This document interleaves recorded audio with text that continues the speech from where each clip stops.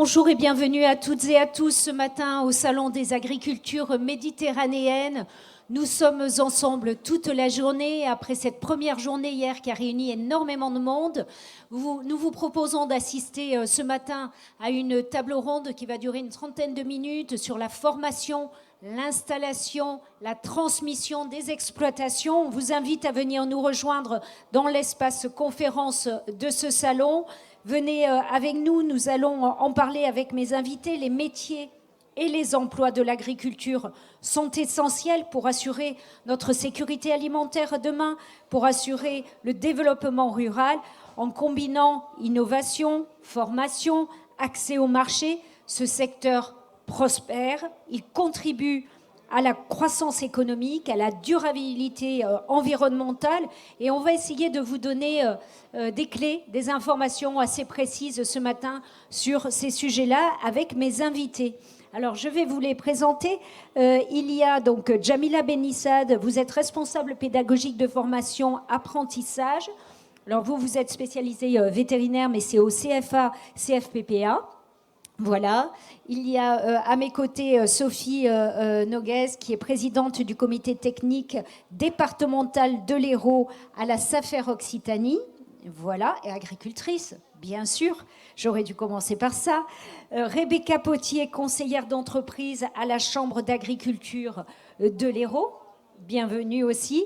Et puis, monsieur, je termine par vous, Nicolas Plat, responsable commercial du réseau agricole pour Groupama. Et vous avez un stand tout à l'entrée de ce bâtiment. Voilà.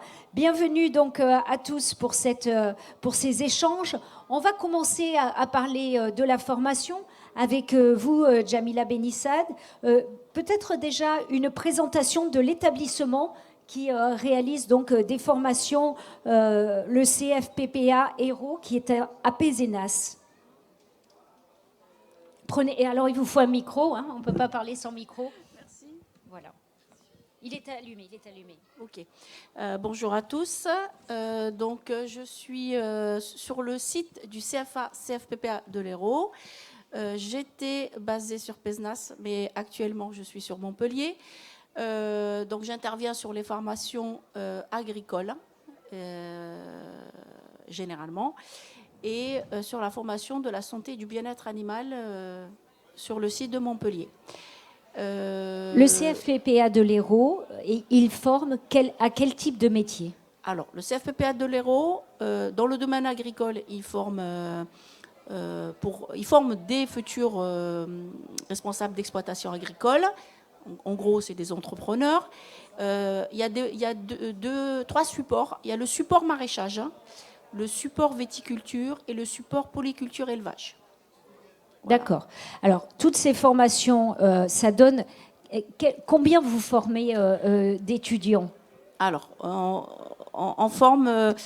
pour les adultes, on forme en moyenne 12 candidats par support. Ça veut dire qu'on peut avoir 12 candidats en maraîchage sur Béziers, 12 candidats en polyculture élevage sur Pézenas, 12 candidats en maraîchage sur Montpellier et aussi de la viticulture. Et pour les plus jeunes? Alors, les plus jeunes, on forme des CAPA qui, eux, interviennent comme salariés dans les exploitations agricoles. D'accord. Alors, quels sont les profils des personnes qui se destinent à ces métiers de l'agriculture? Oula, c'est très vaste. On a même eu des pharmaciens ou des ingénieurs en génie civil, ça je m'en rappelle, qui viennent se reconvertir. Surtout depuis la crise Covid. Il y a une affluence de personnes qui surprend. Hein. Ce retour à la terre, c'est impressionnant. Quelles sont les filières qui sont privilégiées? Quelle production vous voyez émerger par un développement de la demande? Alors, il y en a beaucoup qui s'intéressent au maraîchage. Surtout, ils viennent avec le projet de faire de la permaculture. Voilà. En viticulture, on a des profils qui viennent surtout des reprises familiales. Pour ce qui est des achats, il n'y en a pas. Voilà, ça coûte tellement cher qu'ils savent qu'ils ne pourront pas se former. Ils ne peuvent pas acquérir une exploitation. Après, en polyculture élevage, soit c'est des reprises, soit c'est des nouvelles installations. Qui vont se lancer. Avec l'évolution, on parle beaucoup de changement de méthode avec le changement climatique.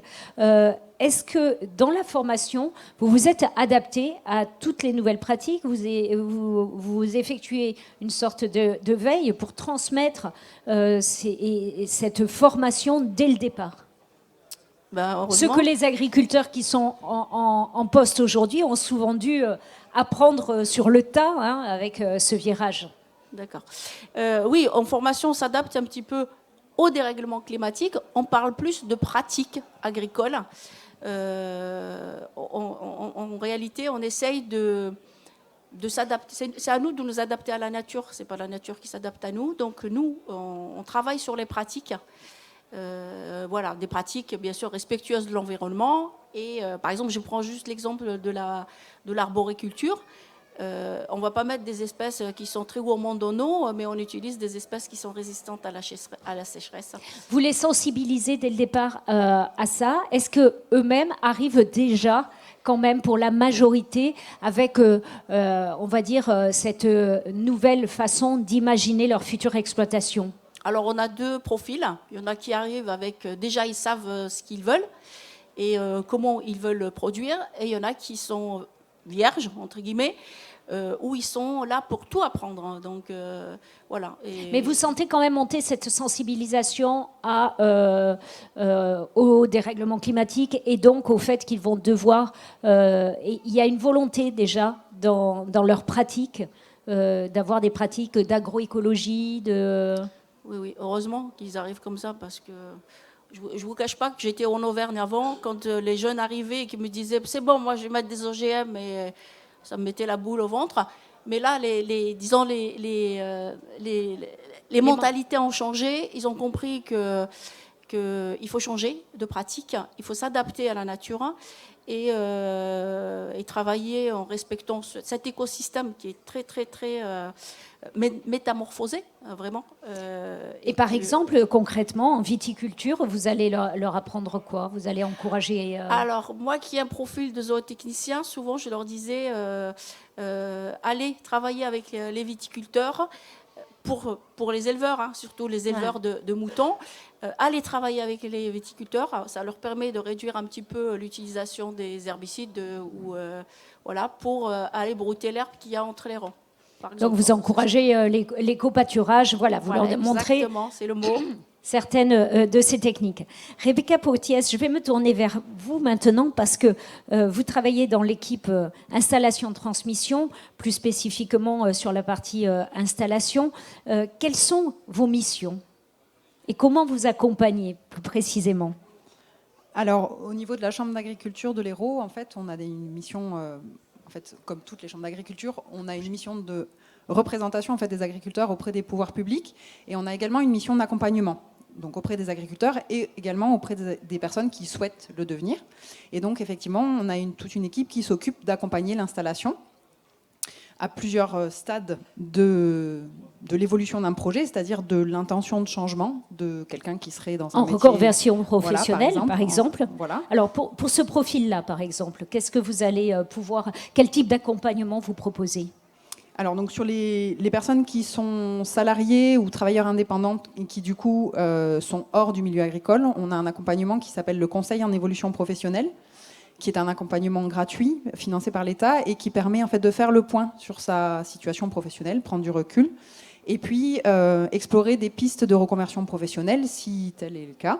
Et donc, la plupart des gens qui viennent nous voir sont sur un projet agricole, et donc l'idée, c'est de pouvoir explorer ce métier, alors au travers de plusieurs techniques et notamment d'immersion. Voilà. Donc on peut, dans ce cadre-là, signer des conventions de stage qui permettent, par exemple l'an dernier, j'ai une personne qui a été faire 3 stages en exploitation caprine, qui était quelqu'un qui travaillait dans la télécommunication, qui n'avait absolument aucun lien avec l'agriculture et qui du coup a pu, par ces immersions, confirmer son projet et se lancer dedans et partir sur des formations avec vraiment la certitude que c'était ça la réponse à son besoin. Dans ce cadre-là, vous allez accompagner ces personnes à monter leur projet ? Oui, également. C'est-à-dire que du coup, la personne, une fois qu'elle a identifié une formation, si elle a besoin d'une formation.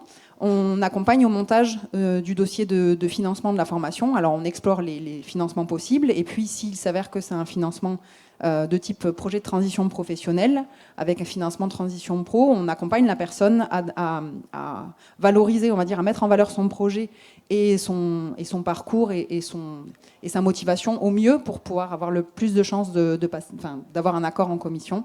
Et donc, voilà. Et puis, on explore les plans B si jamais le financement n'est pas accordé. Il y a aussi des accompagnements collectifs à l'émergence de projets également. Et donc, du coup, c'est un autre type d'accompagnement qui, du coup, lui, s'adresse à tout public. Donc, pas seulement les personnes qui sont actives, occupées. Donc, on a également dedans des demandeurs d'emploi. Et donc cet accompagnement en fait est un accompagnement qui sert à passer de l'idée au projet. L'idée c'est d'accompagner les personnes qui en sont au stade de l'idée ou de l'envie d'aller vers l'agriculture, à définir un projet plus précisément et du coup également à établir un plan d'action pour savoir comment aller vers ce projet par rapport à leurs propres besoins d'avancement, leurs propres freins. Et donc c'est des sessions qu'on fait en collectif 4 fois par an et qui permettent également d'accompagner, on va dire, sur la première phase d'accompagnement, donc que j'appelle plutôt l'émergence, c'est-à-dire la partie où en fait on a besoin de préciser le projet et de surtout, on va dire, de prendre confiance dans son projet pour avoir l'élan aussi et se faire confiance dans sa capacité à le mettre en place. Il y a le plan de professionnalisation personnalisée. Alors, qu'est-ce que c'est que ça ? Donc, on vous donne tous les outils, vous l'aurez compris, hein, si vous souhaitez établir une reconversion professionnelle, vous former, débuter dans l'agriculture, le plan de professionnalisation personnalisée. Oui, donc ça, c'est le PPP de son petit nom, parce qu'on aime bien les sigles dans l'agriculture. Et donc le PPP sert en fait à faire le point. En fait, c'est une analyse compétences projet. Donc ça sert à faire le point sur son parcours professionnel et son projet agricole et d'établir en fait un plan de professionnalisation, donc des préconisations de formation, de stage, de formation courte, de formation longue, qui permettent à la personne d'acquérir le maximum de compétences et donc de se lancer dans le projet avec le plus grande chance de réussir. Et enfin, il y a les professionnels. Et ces professionnels, ils ont besoin parfois de formation continue tout au long de leur vie professionnelle. Et ça, la Chambre d'agriculture est organisme de formation continue. Exactement. Et donc, du coup, les personnes en fait, nos ressortissants, les agriculteurs, ont besoin de formation continue, comme tout type de métier. Donc, l'idée, c'est que nous faisons une veille pour repérer les besoins de formation. Alors, il y a des besoins de formation qui sont courants, sur le renouvellement des certificats, sur l'acquisition de compétences, sur par exemple sur la manière de traiter le plus écologiquement possible et le plus efficacement possible. Voilà, on a tout un panel de formations, on va dire, qui sont régulièrement reproposées, et on fait également de la veille sur les nouveaux besoins de formation. Et donc ces formations courtes s'adressent à la fois donc aux exploitants déjà installés, mais également aux porteurs de projets. Et donc dans le cadre du PPP, dont je viens de parler à l'instant, on peut effectivement être amené à préconiser de la formation courte. Alors, on préconise l'acquisition de compétences, donc pas spécialement des formations ciblées, mais parmi le catalogue de formations que nous proposons, les personnes peuvent trouver une partie de ces compétences-là. Quelles sont les formations qu'on vous demande par rapport à votre veille ? Quels sont les besoins en formation des agriculteurs ? Alors, en fait, on a des besoins par filière. Alors, moi, je ne suis pas conseillère formation, donc je n'ai pas forcément le détail de tout ce qui se fait en termes de veille. Donc, on a un service formation avec une équipe qui est en appui des conseillers filières. Et ensuite, il y a les conseillers filières qui, eux, sont au contact des agriculteurs tous les jours et qui repèrent, en fait, les besoins de formation. Voilà. Après, alors j'ai en tête sur les dernières formations peut-être qu'on a mises en place, et il y a eu effectivement pas mal de choses autour de la grenade, qui est un secteur émergent. Donc on en a parlé hier de la grenade. On avait Monsieur Collin qui expose, Pierre Collin, qui est un viticulteur qui s'est diversifié dans la grenade et qui nous propose ses produits aujourd'hui. Oui. On a également une formation sur le chanvre et le CBD. Voilà. Donc on a forcément cette veille sur les nouvelles filières, sur les nouvelles façons de produire. Et donc après, si on a repéré un besoin, on met en place la formation. Alors, je vais me tourner vers Sophie Noguès. Vous êtes présidente du comité technique départemental de l'Hérault à la SAFER Occitanie. Vous êtes aussi présidente de la FNSEA, élue à la Chambre d'agriculture en charge de l'aménagement du territoire. Tout ça. Et oui. Et surtout agricultrice. C'est surtout ça. Surtout ça. Premier rôle, maman. Deuxième, agricultrice. Et troisième, et voilà. syndicat. Et troisième, le syndicat. Alors, on va parler des missions de la SAFER. On va parler transmission, installation maintenant. Quelles sont les missions de la SAFER? Quelles sont celles qui lui sont confiées par le législateur? Alors, ça, j'adore le dire. La SAFER, c'est un outil qui a été créé par les agriculteurs pour les agriculteurs. Voilà, ça, c'est la base. C'est les racines bien profondes dans la terre, ça. Donc nos missions, elles sont de 4. On essaye de dynamiser l'agriculture, d'accompagner le développement local, protéger l'environnement et observer le foncier. Après, notre rôle, en fait, à la SAFER, c'est d'intervenir sur l'ensemble du marché foncier rural, en toute transparence, bien sûr, pour accompagner la vente et l'achat des terres, des forêts, des exploitations agricoles et des biens ruraux. Et les SAFER sont nés dans les années 60 pour préserver une agriculture familiale et favoriser la reprise des exploitations en installant de jeunes agriculteurs. Parce qu'on sait qu'aujourd'hui, si on regarde les chiffres, il va y avoir quand même beaucoup de transmissions à effectuer. Et si elles ne se font pas, c'est autant d'agriculteurs et d'agriculture sur notre territoire qui disparaissent. Est-ce qu'on peut faire un état des lieux? Est-ce que vous avez des données sur l'Hérault de ces transmissions?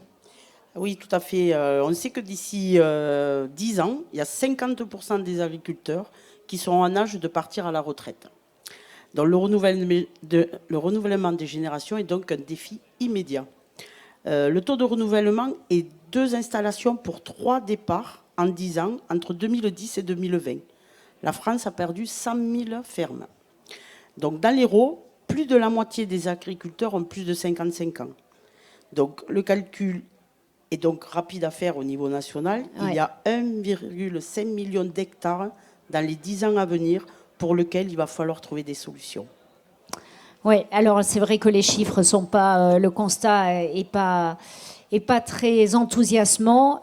Quel est le ressenti sur la situation actuelle du fait de ces chiffres? Et en même temps, en parallèle, on parle de souveraineté alimentaire, en parallèle, on parle de maintien de biodiversité. On sait que l'agriculture y contribue. Quel est le ressenti ? Alors c'est vrai que c'est un contexte très compliqué. On a beaucoup d'aléas climatiques depuis le 2019 qui font qu'on rame un peu. Puis il y a eu beaucoup de charges extérieures comme la Covid, malheureusement, les taxes Trump qui ont vraiment déstabilisé au niveau viticole la filière. Donc on est en train d'essayer bien sûr de trouver des solutions grâce à la Chambre d'agriculture et le syndicalisme aussi majoritaire. Voilà, on essaye, on essaye de trouver des solutions. Sachez-le qu'on n'est pas, on a du mental, donc on va s'en sortir. Moi j'en suis persuadée. On va rebondir. On a toujours fait ça dans l'Hérault parce qu'on est habitué à subir quelques crises. Celle-là, elle est très impressionnante, mais on va en sortir grandi. Voilà. Je vais passer à la parole à Nicolas Plat, responsable chez Groupama. Comment sont accompagnés justement dans leur phase de transmission les exploitants ? Alors, en effet, déjà, dire qu'on partage tout à fait, je partage les chiffres qui ont été donnés, et à notre niveau, c'est également la moitié de nos exploitants assurés à Groupama qui vont dans les 10 ans qui viennent partir à la retraite. Donc pour nous, c'est un enjeu majeur et c'est surtout un enjeu pour les exploitants. Parce qu'aujourd'hui, il faut quand même savoir que l'exploitant a besoin de conseils dans cette phase-là. Alors des conseils qui sont liés à sa fiscalité, c'est-à-dire à comment je transmets, comment je monte ma situation juridique pour être au plus efficient le jour où ça va se passer. Comment j'accompagne aussi ma succession. Alors est-ce que j'ai des enfants qui vont reprendre? Est-ce que j'ai des petits-enfants qui vont reprendre? On constate aussi des exploitants qui restent exploitants le temps que les petits-enfants puissent reprendre. Donc on voit qui prolongent, qui essayent de prolonger pour que l'exploitation ne se perde pas. Et ça, je pense que c'est quelque chose quand même qui est important. Ensuite, nous, voilà, notre rôle, c'est le conseil. Donc on a mis en place un accompagnement spécifique au sein de Groupama Méditerranée et de Groupama au niveau national sur la transmission, avec l'ambition d'apporter du conseil. Et aujourd'hui, ce que je constate très sincèrement c'est qu'il y a un manque de conseil général, et il faut qu'on s'y intéresse parce qu'on est tous concernés en effet par le sujet. L'installation, la transmission, ce sont aussi des questions d'assurance, Oui. Assurance de matériel, assurance de culture, mais aussi assurance de l'exploitant et de sa famille. De ce point de vue-là, comment vous accompagnez les jeunes agriculteurs? Alors, en fait, les jeunes agriculteurs, on les accompagne. En fait, moi j'aime bien le terme du rôle JA jusqu'à la transmission. Donc on est là pour être l'acteur qui l'accompagne tout au long de sa carrière d'exploitant. Aujourd'hui, les exploitants sont à la tête d'entreprises. On voit bien qu'on a une surface qui augmente, on a un nombre des engagements qui augmente, et on a besoin aussi de conseils. Donc nous, en fait, comment on procède? Déjà, on travaille avec la profession sur les stages jeunes installés. Et on accompagne ces stages et on intervient dans ces stages. D'ailleurs, plus on intervient tôt, mieux c'est, parce qu'on apporte on sort de l'étiquette Groupama, hein, on apporte une qualité de conseil, là aussi, on va dire des cours d'assurance, parce que l'exploitant en lui-même, le jeune agriculteur, n'a pas forcément la notion de risque. Et aujourd'hui, c'est bien la notion des risques qu'il faut qu'on accompagne. Et les risques, ils ne sont pas que des risques de dommages. Quand on parle avec des jeunes ou des moins jeunes, on assure très bien son tracteur. En revanche, sa personne, on a tendance à un peu l'oublier. Sauf que la pierre angulaire d'une exploitation aujourd'hui, c'est bien l'exploitant, c'est bien le JA. Et quand un JA s'installe, il a des charges, il a des prêts, il a plein de choses qui lui incombent, et il faut qu'il soit serein dans son quotidien et qu'il soit en capacité, si le coup dur arrive, d'avoir une garantie suffisante pour l'accompagner dans cette période de coup dur. Et c'est bien ce qu'on essaye de mener avec un réseau de proximité. Moi, sur le département de l'Hérault, j'ai plus de 12 conseillers qui sont répartis sur le département et qui accompagnent les JA et les exploitants. Et au niveau de la région, j'ai 79 commerciaux qui sont conseillers commerciaux, et c'est bien conseillers commerciaux qui sont là pour apporter le conseil nécessaire. Donc on accompagne nos agriculteurs, et on a aussi, ça il faut quand même le dire aussi, une charte qui a été travaillée avec nos élus, parce que Groupama Méditerranée, c'est un réseau, mais c'est aussi un réseau d'élus. Le mutualisme est fort. Et on a travaillé sur une charte. Et dans quelques jours, on pourra annoncer des choses positives aussi, parce qu'elle va s'améliorer encore. Et quelles sont les principales attentes aujourd'hui des jeunes agriculteurs au moment de leur installation, puisqu'on parle, je dis à ceux qui nous rejoignent, d'installation, de transmission, on a parlé de formation, et là on voit que l'enjeu il est énorme, avec tous ces départs à la retraite qui vont arriver, et ces exploitations qui, si elles ne sont pas reprises, vont disparaître. Alors, pour l'installation, quelles sont les principales attentes? Inquiétude peut-être? Alors, il y a de l'inquiétude. Alors, moi, je suis face à des jeunes agriculteurs qui ont envie. C'est-à-dire que déjà, quand on veut reprendre une exploitation aujourd'hui, il faut avoir au fond du cœur l'envie d'être soumis à une situation qui est quand même complexe. Donc, c'est des gens motivés. Alors, en revanche, ils ont une vraie volonté, et on le voit, hein, de conseils, et surtout de bien comprendre quels sont aujourd'hui les risques sur une exploitation agricole. C'est-à-dire qu'aujourd'hui, on a un développement de l'agriculture avec les circuits courts, l'énergie, le photovoltaïsme, plein de sujets qui viennent se greffer au métier de base. Et notre rôle est de les accompagner sur cette base-là. Donc du coup, moi, ce qu'on va apporter et ce qu'on apporte, c'est du conseil, de la prévention. Je pense qu'on va en parler juste après, mais c'est vraiment un levier pour le futur. Il faut qu'on développe la prévention des risques, pour que chacun soit bien conscient des risques de son exploitation, parce qu'une exploitation n'est pas égale entre tous, mais en revanche, il faut qu'il soit bien conscient de ces risques et qu'il mette les garanties en face de ces risques-là. Et donc ça, c'est notre rôle. On y passe beaucoup de temps. C'est des entretiens qui sont longs, mais en tout cas, on a vraiment besoin de connaître l'exploitation, le besoin, et de pouvoir y répondre par des garanties adéquates. Vous sentez, vous qui êtes en contact, que ce soit avec ceux qui se reconvertissent ou qui se forment, ceux qui se forment, est-ce que vous sentez un peu cette inquiétude quand ils doivent s'installer quand même face à la situation? Bon, moi je dirais, quand ils viennent en formation, il y en a beaucoup qui n'ont pas de foncier. Et on ne parle pas beaucoup de la cherté du foncier, de sa rareté, hein, parce qu'il y en a qui s'agrandissent, et ils prennent tout, et les autres, ils peuvent pas s'installer. Mais il y en a beaucoup qui ne s'installent pas parce qu'ils n'ont pas trouvé, alors qu'ils ont envie de travailler. Voilà. Oui. Oui, ça va dépendre des profils des personnes. Effectivement, il y a des profils chez qui l'enthousiasme va déborder les inquiétudes et du coup, finalement, les inquiétudes ne vont pas être très présentes. Et puis, il y a des personnes qui vont d'abord effectivement avoir des inquiétudes et qui auront besoin d'être rassurées justement dans leur capacité à mettre en place leur projet et voilà. Et qui ensuite pourront passer à l'action. Mais effectivement, il y a tous les types de profils. Et effectivement, je pense que sur des exploitations sur lesquelles les investissements sont importants, la question des risques, elle se pose forcément. Sophie ? Alors, moi, je ne suis pas tout à fait d'accord avec vous parce que je représente la SAFER et j'ai de très beaux exemples de portage du foncier de la SAFER. Donc, par exemple, jeudi soir, on était à Agristar et on a installé M. Florent Albaré, qui était commercial en viande et qui faisait souvent ses courses au marché de Pézenas auprès de M. Moutou. Et M. Moutou, 2 ans après, a discuté, a dit voilà, je veux partir à la retraite. Et ce commercial de viande a dit moi, j'aimerais bien savoir comment vous travaillez. Donc il y a eu une transmission et la SAFER a été porteuse quand même du foncier.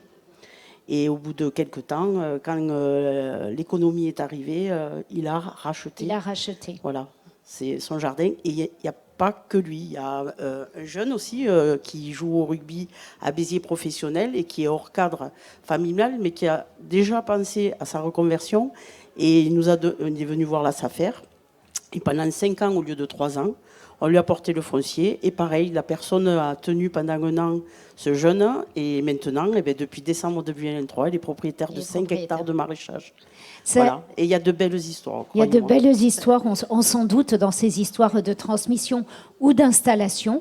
Est-ce que c'est difficile de trouver effectivement les terrains ? Alors, ça dépend justement de la crise. Là, actuellement, si vous voulez, oui, il y a disons qu'il y a moins de candidats, si vous voulez, que de terres actuellement. Après, je comprends que c'est très difficile parce qu'il y a du matériel. On pense au foncier, mais il y a le matériel qui est devenu aussi très cher.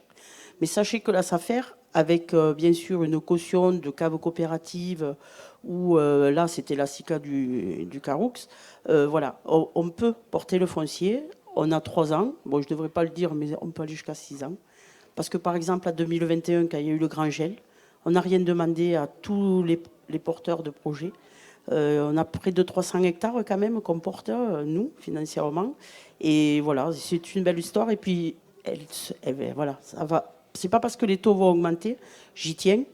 On va vraiment continuer à faire ça. Et puis en même temps, on a un fonds aussi de solidarité pour les jeunes agriculteurs installés où on leur donne 2 000 €. Quand ils font la DGA, on leur donne 2 000 € pour payer les frais de notaire et 1 000 € supplémentaires s'ils ont fait l'assurance récolte. Voilà, sur nos fonds propres. On y croit. On y croit. On a une très belle agriculture française. Bon, moi, je suis héroltaise, donc je brancherai plus sur l'Hérault, je vous avoue. Mais on y croit et puis on fait de belles choses, sincèrement. D'après ce que vous nous dites et au regard des perspectives, c'est-à-dire de ces départs à la retraite accrus, il va y avoir effectivement encore plus de terres qui vont se libérer. C'est ça, on est en train de réfléchir à une bourse justement entre quelqu'un qui veut partir à la retraite, qui a un très bon vignoble style chardonnay qui est très demandé, que c'est un crève-cœur qui est productif normalement, avec des bons rendements, d'échanger justement, d'éviter qu'ils partent à l'arrachage définitif pour l'échanger contre un carignan qui n'a plus peut-être de marché sur ça. Donc on est en train d'y réfléchir parce qu'on a encore de l'avenir devant nous et je pense qu'on va y arriver entre la Chambre d'agriculture, la SAFER, voilà. Est-ce que vous sentez, vous qui êtes donc agricultrice, effectivement, ces risques, ces aléas dont parlait Monsieur Plat, qui se sont accrus ces dernières années, est-ce que vous avez senti cette évolution ou bien est-ce qu'ils ont finalement toujours été ? Non, ils y ont été, mais si vous voulez, on avait 10 ans tranquilles. Là, depuis 2018, 2018, il faisait trop d'eau, donc il y a eu le milieu. 2019, il y a eu un coup de chaud côté Montpellier-Rhin qui a été chauffé la vigne comme si on l'avait brûlée. En 2020, on a eu un peu d'eau à nouveau. 2021, le gel. 2022, sécheresse. 2023, extrême sécheresse. Donc si vous voulez, en 5 ans, il s'avère qu'avant, ça se passait. Mais sur 30 ans. là, 5 ans d'affilée, c'est vrai que les assurances, il y en a de plus en plus qui vont justement dans l'assurance perte de récolte parce qu'on ne s'en sort pas. Sauf qu'il y a un petit couac où les rendements sont de plus en plus faibles, donc rentabilité de moins en moins. Et on se porte assurance sur ça. qui De plus en augmente plus. forcément puisque l'aléa Voilà, devient de plus en plus fréquent. c'est ça. Est-ce que ça a un impact, je sors un peu de notre thème, mais est-ce que pour cette raison-là aussi, il y a de plus en plus de diversification pour ne pas mettre tous ses œufs dans le même panier? Tout à fait, c'est tout à fait ça. Alors après, il faut faire attention à la